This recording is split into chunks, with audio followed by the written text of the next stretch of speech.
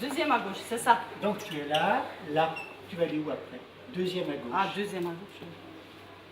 Là, ouais, là. À droite, à gauche, tout droit.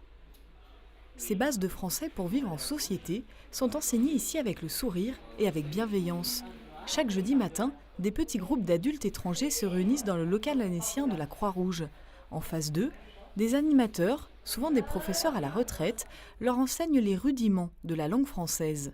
On a tous les niveaux, tous les âges, beaucoup de nationalités. Et quand je dis tous les niveaux, ça va de la personne analphabète complètement à l'ingénieur dans son pays voilà, qui arrive en France. Donc vraiment des niveaux très, très différents, très hétéroclites. Et la première chose, c'est pour l'intégration, c'est pour leur intégration. Hein.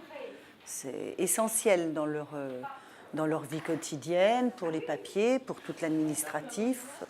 Par rapport à leurs enfants aussi, on a beaucoup de bénéficiaires qui ont des enfants, qui sont scolarisés, donc c'est aussi pour pouvoir les aider et puis vivre le quotidien le mieux possible.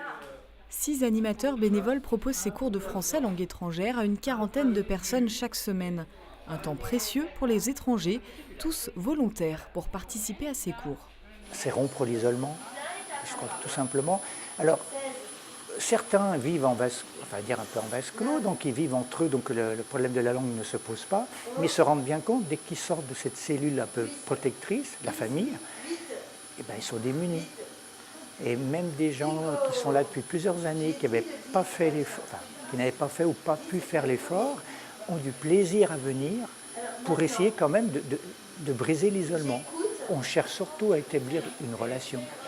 Bon, on va boire le café, enfin voilà.